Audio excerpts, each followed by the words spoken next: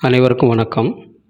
நம்ம கோயிலில் போய் சாமி கும்பிட்றோம் இல்லையா? அப்படி சாமி கும்பிட போகும்போது படிக்கட்டை தாண்டி போய் சாமி கும்பிடணுமா? இல்லை அது மேலே ஏறி நின்று உள்ளே போய் சாமி கும்பிடணுமா? அதுக்கான பதிவு தான் இது. பொதுவாகவே நம்ம கோயிலுக்குள்ளே போய் சாமி கும்பிடணும் அப்படிங்கிறதுக்கு ஒரு முறை இருக்குது. என்ன செய்யணும் அப்படின்னா, கோயிலுக்கு போகிறதுக்கு முன்னாடி கால் கையை அலம்பணும். அது தெப்பமாக இருக்கலாம், இல்லை ஒரு பைப்பாக இருக்கலாம், ஏதோ ஒன்று. கால் கையை நல்லா அலம்பிட்டு தலைக்கு மேலே 3 வாட்டி தண்ணியை ஊற்றிட்டு நம்ம உடம்ப சுத்தப்படுத்திக்கிறோம். அதே மாதிரி மனசையும் சுத்தப்படுத்திக்கிட்டு உள்ளே போகிறோம். உள்ளே போன உடனே பார்த்திங்க அப்படின்னா, இந்த வாயிற்படியில் துவாரபாலகர்கள் அப்படின்னு 2 பேர் இருப்பாங்க. 2 சைடு 2 பேர் நின்றுருப்பாங்க.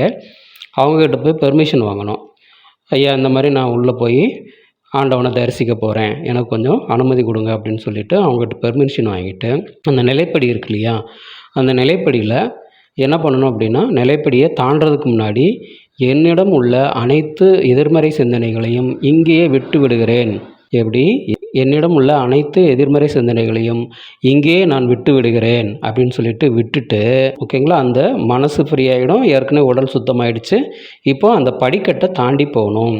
தாண்டி போயிட்டு உள்ளே போய் ஆண்டவனை தரிசனம் பண்ணிவிட்டு அவங்க கொடுக்குற பிரசாத பொருட்களை வாங்கிக்கிட்டு, ஓகேங்களா, வெளியே வரணும். ஓகேங்களா. இப்போ என்ன நடக்கும் அப்படின்னா, நீங்கள் படிக்கட்டு மேலே ஏறி நின்று போனீங்க அப்படின்னா, நீங்கள் உடலை சுத்தம் பண்ணியிருக்கிறீங்க, ஆனால் மனசை சுத்தம் பண்ணல. அந்த மனசுக்குள்ளே உங்களுக்கு எதிர்மறை சிந்தனைகள் இருக்குது. அந்த எதிர்மறை சிந்தனையோடு நீங்கள் உள்ளே போகும்போது அங்கே வெற்றிடம் இல்லாமல் இருக்கிறதுனால உள்ள கர்ப்பகிரகத்தில் என்ன பண்ணி வச்சுருப்பாங்க அப்படின்னா, பாசிட்டிவ் வைப்ரேஷனை அதிகப்படுத்தி வச்சுருப்பாங்க. எப்படியெல்லாம் மந்திரம் ஊதுறது, அதே மாதிரி அபிஷேகம் பண்ணுறது, ஓகேங்களா, மங்கள இசை ஒலிக்கிறது, இந்த மாதிரி அங்கே நேர்மறை ஆற்றல்களை அதிகப்படுத்தி அங்கே வச்சுருப்பாங்க.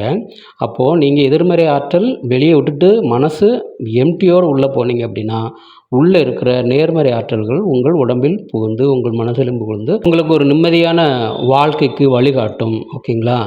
அதனால் இதுவரைக்கும் நீங்கள் எப்படி பண்ணீங்களோ பண்ணலையோ அதை விட்டுருங்க. இதுக்கப்புறம் நீங்கள் கோயிலுக்கு போகும்போது உங்களோட எதிர்மறை சிந்தனைகளை படிக்கட்டுக்கு வெளியே விட்டுவிட்டு உங்கள் உடலை சுத்தம் பண்ணிக்கொண்டு எதிர்மறை சிந்தனைகளை படிக்கட்டில் வெளியே விட்டுவிட்டு துவாரபாலகர்களோட அனுமதியோட உள்ளே சென்று இறைவனை தொழுது அவரிடமிருந்து நேர்மறை ஆற்றல்களை பெற்றுக்கொண்டு வாழ்க்கையில் எல்லா நலன்களும் வளங்களும் பெற்று வாழ்க வளமுடன்.